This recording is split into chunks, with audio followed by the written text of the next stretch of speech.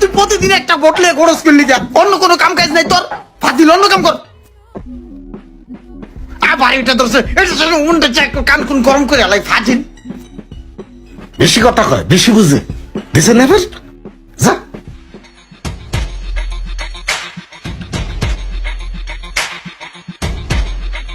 আবার ওটার মধ্যে গুছাইতেছে কান কুন গরম করে।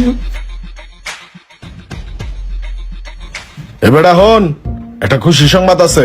এই যে বসুন্ধরা দোকানের ব্যাপারে কথা কইছিলাম না, দোকান তো এখন ওটা আমার নামে হয়ে গেছে গা, মিলাদ পড়াই দেবো, বুঝছ নাই? আমি তো মহা খুশি। তোকে সবার দাওয়াত রইলো, আয় পরিস বাদাসরে, ঠিক আছে? তাই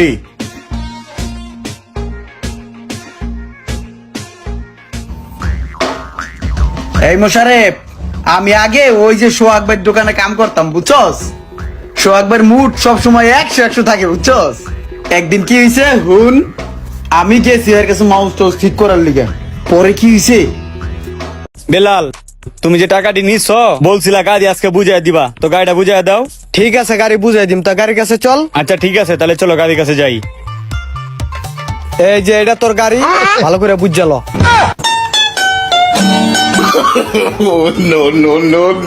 কই কারো কোনো সারা শব্দ নাই। ওস্তাদ আমি আইছি। এ বেলাল, কই রে তুই?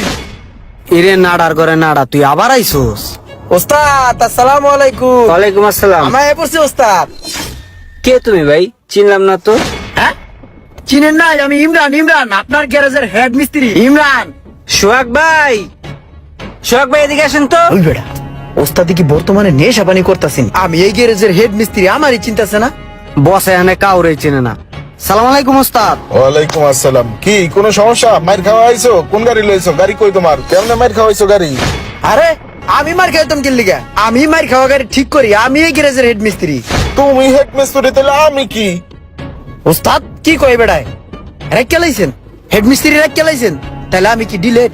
তুমি বোঝো না যে তুমি ডিলেড হইছো? তোমার মতো একটা লোকের অপেক্ষা করতে করতে আমার গ্যারেজটার আমি মায়েরতে মিশাই দিতেছিলাম, তারপরও তোমার আসার কোনো নাম ছিল না। অবশেষে সোহাগ ভাইয়ের আমি রাইখা দিছি।